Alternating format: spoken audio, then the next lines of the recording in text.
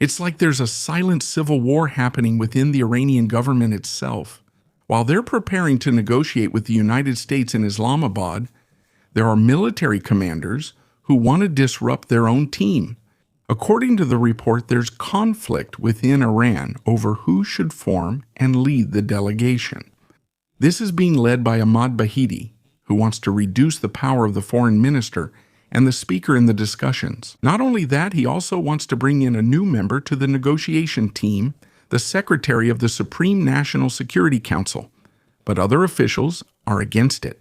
For them, this person still lacks experience for such a big discussion, especially when what's at stake is possible sanctions, relief, and billions of dollars in economic impact. At the same time, Bahidi and the IRGC aerospace commander insisted that there should be no discussion about Iran's missile program. This has long been their position, and now they are pushing it even more as the IRGC's control in the country grows stronger. But the problem isn't just at the top. There is also division within Iranian society itself.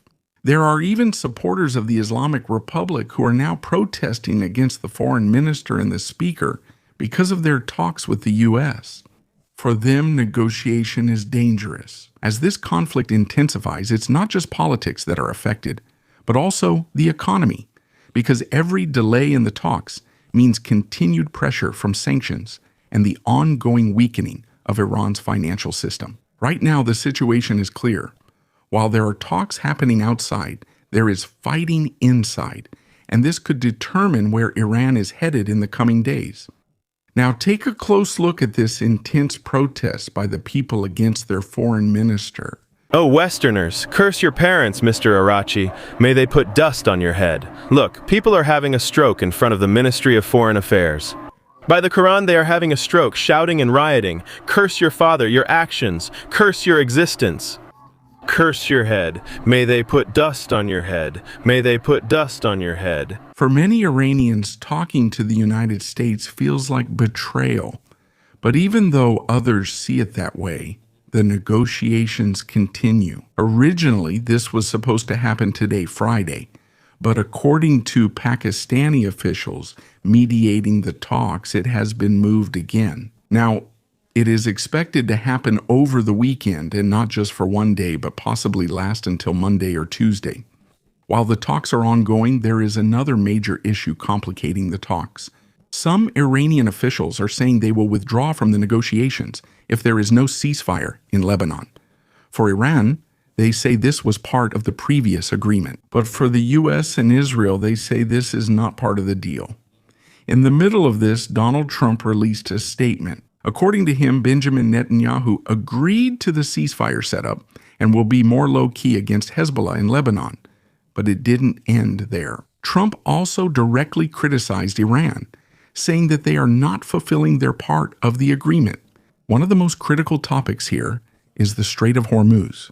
Iran is supposed to open it in exchange for the U.S. stopping its bombing.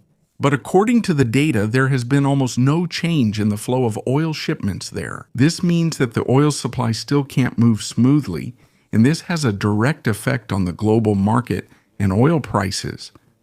And that's not all. According to reports, attacks in Gulf countries are still ongoing. Just recently, Kuwait activated its air defense to shoot down a drone. Yes, the attacks have decreased compared to before, but if we're talking about a ceasefire, there shouldn't be any at all. If you look at the whole picture, it seems like neither side is fully following the agreement. The U.S. has stopped bombing.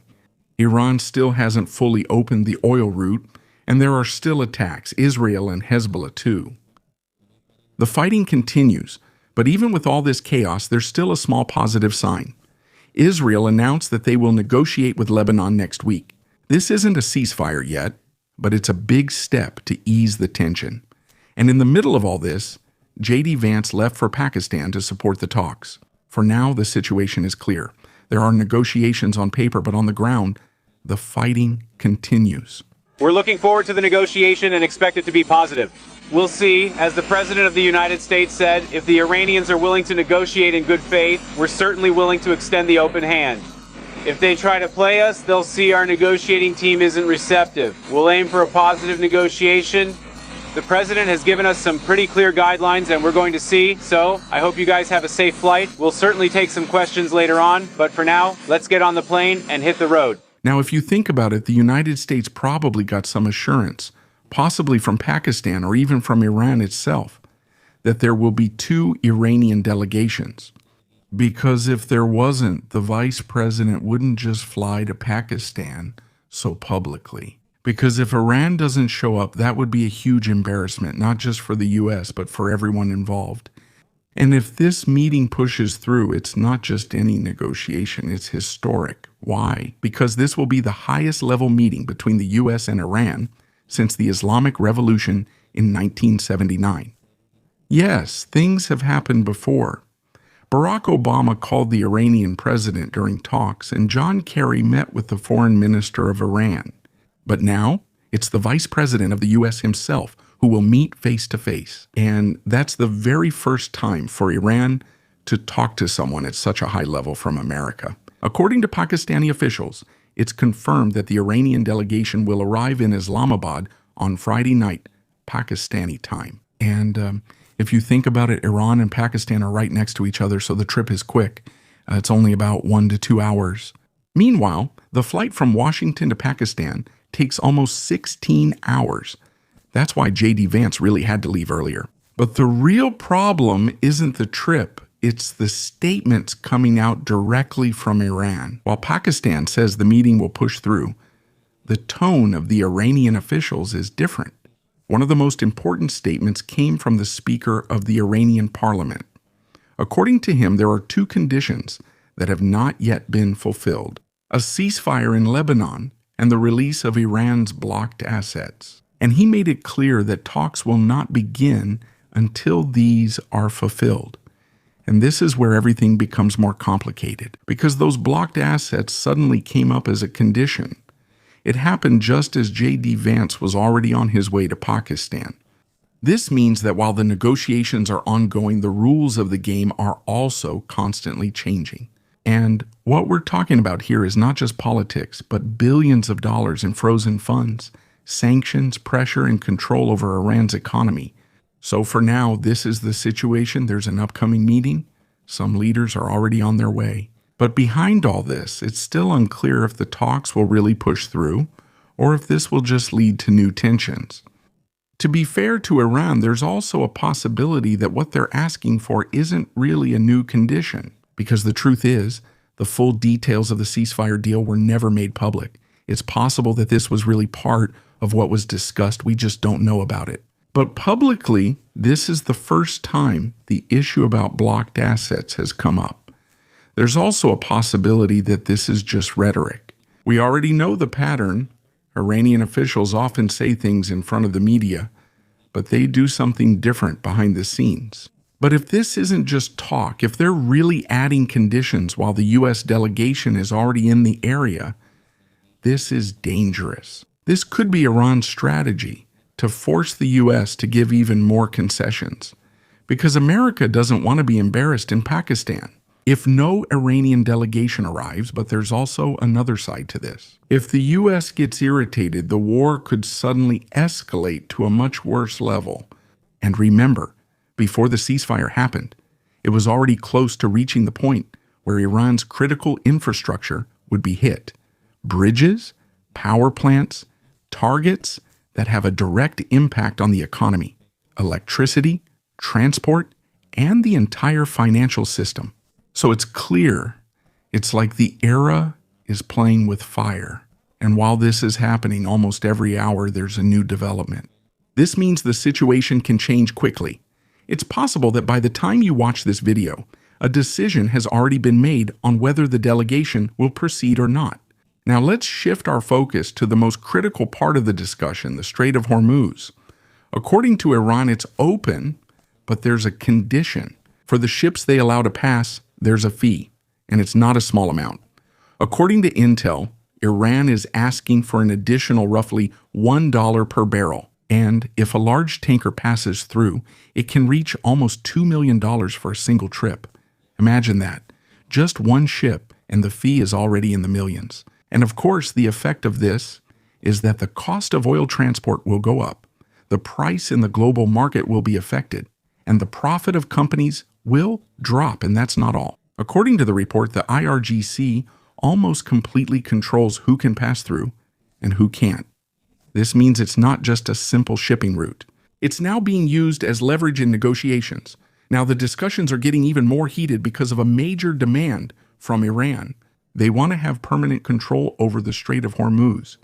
And this is where the bigger problem comes in. Because if this happens, it's not just Iran that will benefit. The entire system of global trade will change. Why? If Iran is allowed to charge tolls, what will stop other countries?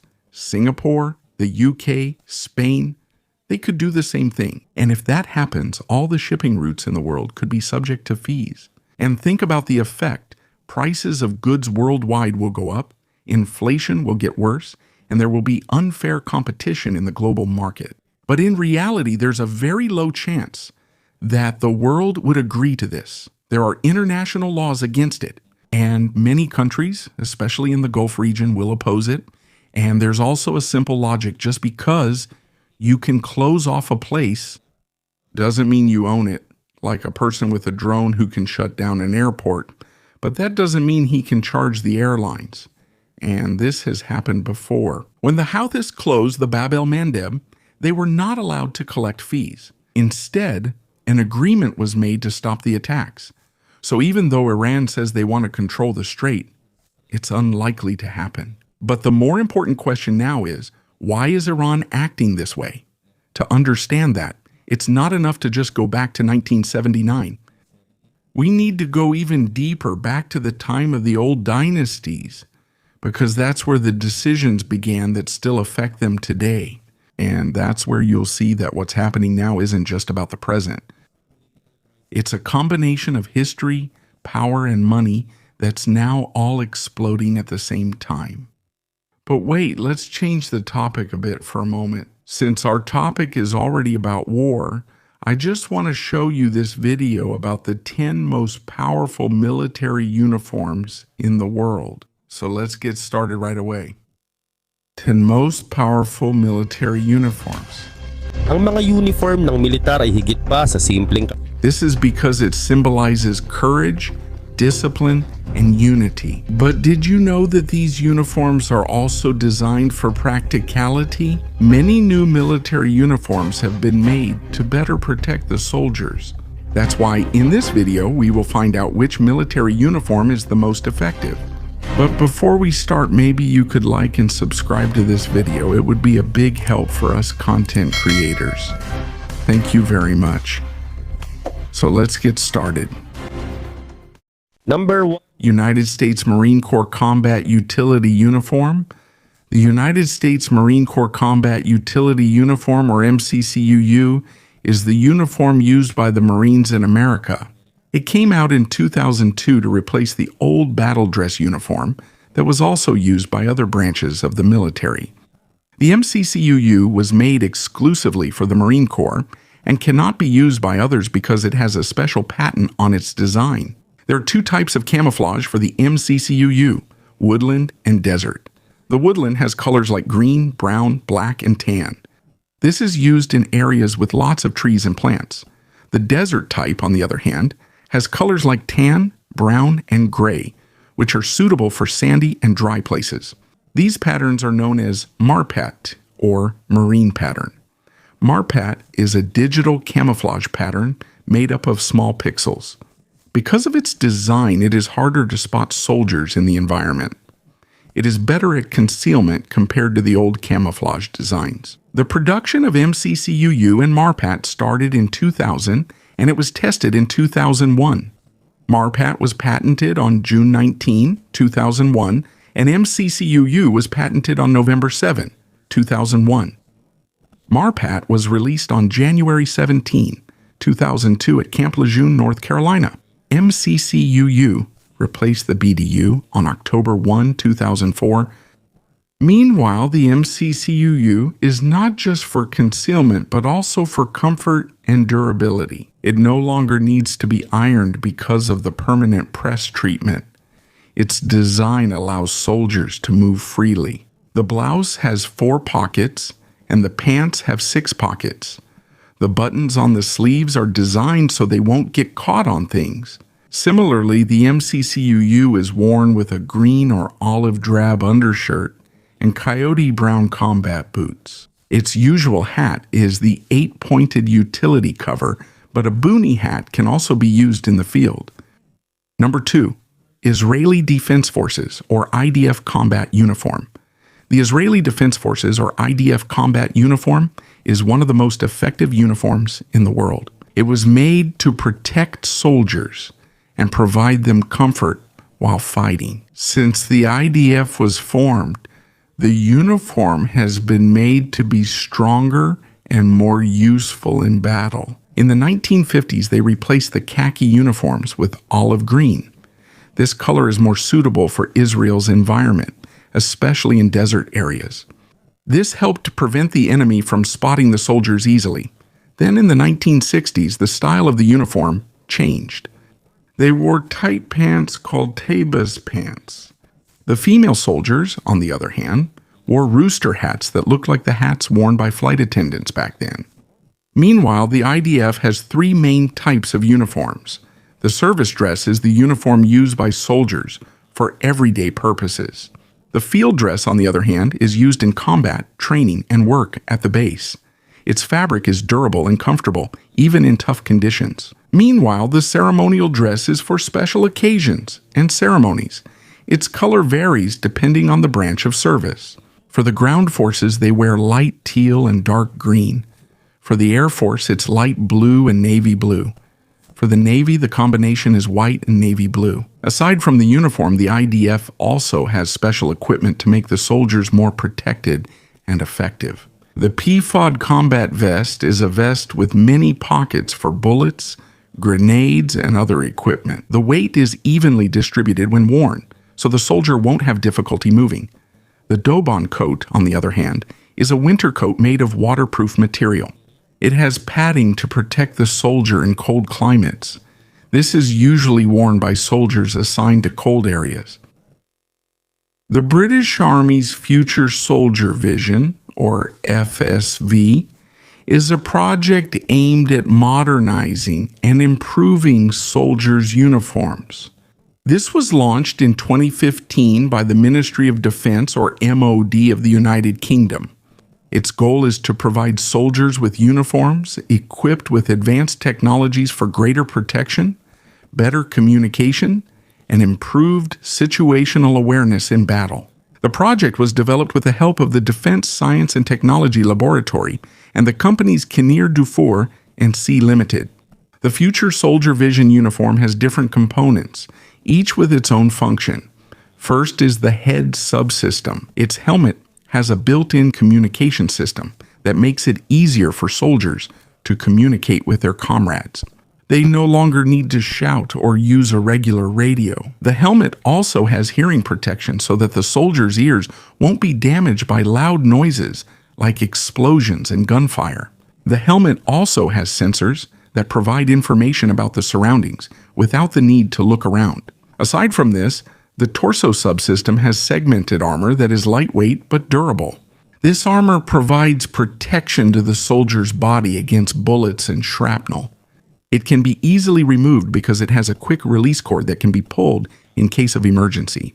The shoulders of the armor have flexible pads for more comfortable carrying of heavy equipment like backpacks and weapons. The uniform also comes with a smartwatch that records the soldier's biometric data.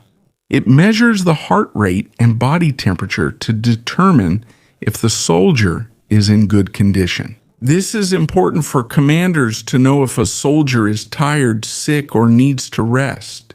This information is sent to their commander for better mission planning. In addition, the uniform also includes smart glasses with a heads-up display that shows maps, mission objectives, and the positions of enemies and allies. Number 4, French Felon System. The French Felon System is a modern equipment used by French soldiers. Felon stands for Fantassin à équipement et liaison intégrés, or in simpler terms, an infantryman with integrated equipment and communication. This was made to make soldiers more effective in battle by using modern technology. The development of Felin began in the late 1990s. Its goal was to provide soldiers with better protection and equipment. In 2004, the French Ministry of Defense awarded a contract to the company Sagem to develop the Felin system. And in 2009, the equipment was first distributed to the soldiers. That's why in 2010 it started to be used in actual operations. A total of 22,600 units of Felin were distributed to the soldiers of France. Aside from this, the Felin system has different components that enhance the soldiers' capabilities. First, the uniform and protection. The Felin uniform is made of durable and fire-resistant material. It has pockets for the soldiers' equipment. It is also comfortable to wear even during long periods in battle. The helmet, on the other hand, provides protection against bullets. It also comes with a communication headset for talking to fellow soldiers. The helmet can also be equipped with night vision devices and cameras to see the surroundings even in the dark. Second, the weapon and optronics. The main weapon of Felin is the 5.56 millimeter FAMAS. It has been upgraded to be lighter and easier to use. It has Picatinny rails so that optical sights and laser pointers can be attached. This helps in shooting the enemy more accurately. Felin also includes infrared and thermal imaging devices. Because of this, soldiers can see the enemy even in the dark. Third, communication and information. Each soldier with the Felin system has a personal radio with GPS. This helps to determine the soldier's location and communicate with their comrades. It also has a man-machine interface, which is a color screen attached to the uniform. On this screen, you can see the map, the location of your comrades, and other important information in battle. Number 5, German Infanterist der Zukunft. Erweitertes or IZS. This is a modern uniform used by German soldiers. It stands for Future Soldier Expanded System. This was made to give soldiers greater capabilities in battle. The goal of IZS is to enhance their capabilities in attack, protection, mobility, communication, and training. IZS is a system that can be modified or upgraded depending on the soldier's needs. It has 3 main components. First, clothing and protection. This uniform is made for any season or climate, from extreme cold at negative 32 degrees Celsius to extreme heat at plus 45 degrees Celsius. The soldier is protected against fire, insects, and chemicals. It also includes protection against biological, radiological, and nuclear threats. The fabric of the uniform is durable and can stop bullets and shrapnel for greater protection of the soldier. Second, the weapons and optical equipment. The IZS has modern weapons such as the G36 assault rifle equipped with advanced targeting optics. Because of this, shooting is more accurate even at distant targets. There is also a thermal imaging device that reveals enemies even in the dark. With these tools, it is easier for soldiers to spot and target their enemies. Third, communication and information. The IZS has digital equipment for communication and navigation. Each soldier has an electronic backbone that connects all of their equipment. Because of this, they can quickly exchange information within their group. The IZS helmet is lightweight but durable. It comes with a night vision device and a helmet-mounted display that shows the location of teammates on a digital map. This allows the soldier to see the surroundings even at night. For communication, the soldiers use UHF radios for voice and data transmission.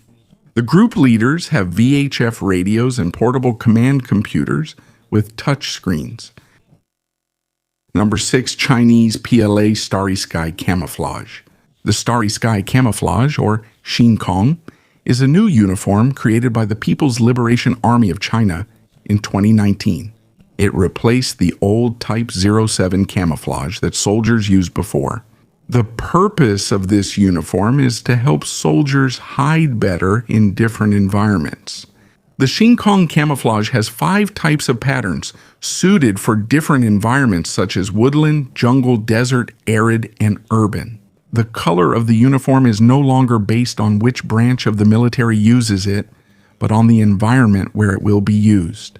The woodland pattern has a combination of brown and green that suits the forest. The urban pattern, on the other hand, has a dark gray color that is suitable for cities. This kind of design helps soldiers hide and not be easily seen by the enemy. Likewise, this uniform has special features to make soldiers more comfortable and safe. It has fastening hoops on the wrists, elbows, ankles, and knees, so it won't get caught on plants or obstacles when moving. It also has slots inside for elbow and knee pads that provide extra protection for the joints. Its pockets also have side openings for easy access, even when the soldier is wearing a tactical vest.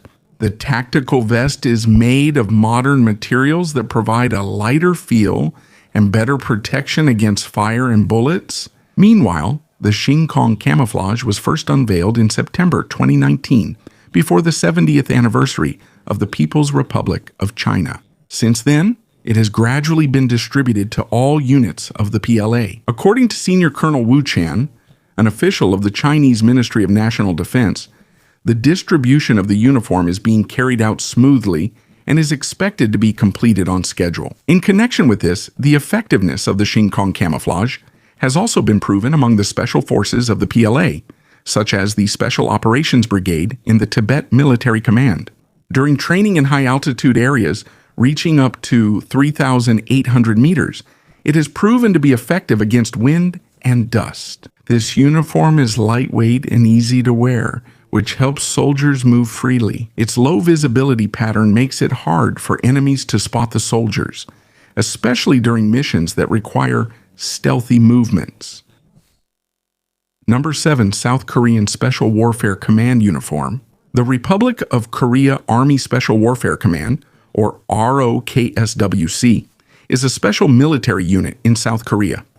It was established in 1958.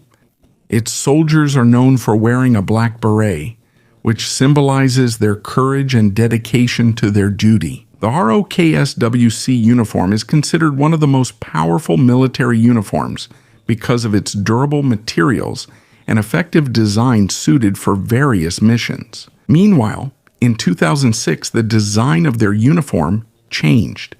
They used pixelated camouflage that is very similar to what the U.S. Marine Corps uses. They called this the doxa, or venomous snake pattern. This pattern features black, medium green, and khaki on a light brown background. This design was made to make it easier for soldiers to hide in different environments such as forests and mountains. But before using the doxa pattern, the Roke Special Forces used other camouflage designs. And in the 1960s, their uniform had a pattern with black, reddish-brown, olive green, and grass green colors on a pale green background. This was called the swirl, noodle, and waves pattern. They used this until the 1980s before it was replaced with a more modern design suitable for modern warfare. Similarly, the black beret is an important part of the ROKSWC uniform. They started using it in 1981, when the 707th Special Mission Group, a special anti-terrorism unit, was established. The black beret also became a symbol of strength, courage, and unity for their unit. Until now, it is still used as a sign of their bravery and dedication. Related to this, the materials used were chosen to make the soldiers comfortable even in harsh weather and terrain conditions. Its design was made for quick and efficient movement of soldiers in forests, mountains, and urban areas. The uniform has easily accessible pockets, durable fabric that doesn't tear easily, and a design that allows for easy movement. The Self-Defense Forces Camouflage Uniform. The Japanese Self-Defense Forces, JSDF, use different camouflage uniforms to conceal soldiers from the enemy. These uniforms are made so that their colors match the surroundings. The first version was called the Type 1 Camouflage Uniform and was released in the 1960s. This was used by the 1st Airborne Brigade and had colors of black, brown, and a green background. It was called the fang pattern because its shapes resembled fangs, but it was also noticed that this was not suitable for most areas in Japan, so it was replaced in 1991 with a more appropriate design. Meanwhile, in 1991, the Type 2 camouflage uniform was released. Its design was based on the German Flecktarn. It has a mix of black, brown, and green colors on a khaki background. This is more suitable for various places in Japan, from forests to cities. This became the standard uniform of the JSDF and is still being used today. However, in 2007, the Type 3 camouflage uniform was released, which is similar to the Type 2 but with improved materials and design. It is more durable and comfortable than the previous ones. There are also changes in the pockets and fasteners to make it easier to use in combat. This is also the current uniform used by JSDF soldiers in their missions. For missions in the desert, the JSDF created a desert camouflage pattern. This is used in sandy areas with hot climates, such as in the Middle East. This pattern was first used in 2010 during anti-piracy operations in the Gulf of Aden. This shows the JSDF's ability to adapt to different places around the world. For missions in the city, the Special Forces Group uses urban camouflage patterns. These patterns are suitable for modern environments. Number 9, Pakistani Army's digital camouflage. The Pakistani Army's digital camouflage was made to help soldiers hide effectively in different environments. Its design was made to resemble nature so that enemies won't easily spot them. This is also one of the most effective uniforms in modern warfare because of its excellent ability to blend into the surroundings. Meanwhile, in 2012, the Pakistani Army released a new version of camouflage called the semi-pixelated desert pattern. Its colors are a mix of rosette, light brown, and sand. It was made to suit deserts and dry areas. Because of its color, it's hard to spot a soldier when he's on sand or rocks. It's also effective in areas with vast deserts. Also, in 2016, they added a new design for their Air Force. It was based on the digital tiger pattern of the U.S. Air Force. Its pattern looks like tiger skin in a digital style. It's effective for concealment in areas with lots of vegetation or rocks. It was made this way to make it even harder for the enemy to spot their soldiers. In fact, the digital camouflage of the Pakistani Army was not made carelessly. Before it was released, they first tested if it was really effective for concealment. The colors and patterns were also carefully chosen to match the areas where they often operate. It also helps the soldiers avoid being easily seen by the enemy, making them safer in battle. Since the 1970s, the Pakistani Army has been changing their uniforms to better suit the battles of the modern era. Before, they used a design based on the British brushstroke pattern. But now, they are using digital camouflage, which is more modern and better at concealment. Number 10, Turkish Armed Forces. The Turkish Armed Forces are known for using modern camouflage uniforms that help their soldiers hide in different environments. In 2008, they released the M2008 Nano Camouflage pattern. Its design features olive green and reddish-brown colors with a khaki background. It was designed by the Scientific and Technological Research Council of Turkey, together with fashion stylist Arzu Kaprol. After the M2008, Turkey released different versions for various branches of their military. The Turkish Air Force used a darker version for their ground defense personnel. There is also a version used in areas with snow or ice. This is used by mountain units and special forces. Also, in 2013, the Turkish Navy's Amphibious Commandos and Navy Special Warfare Unit started using multicam designs from private companies. This design has different versions. Some have a greener color, which is suitable for forests and mountains. These versions are used to further enhance the soldier's ability to hide in nature. In addition, in 2018, high-ranking officials of the Turkish army were seen using three-color camouflage with dark olive green, medium brown, and tan backgrounds. This design is based on the French Center Europe woodland design, but the black parts were replaced with brown. It was also used by special forces in dry areas. In addition, during the time these were being used, the M2021 camouflage pattern was released. It has a 5-color design with shades of green and beige and a very dark brown as a minor color. It was made using ripstop fabric, which is durable and lightweight.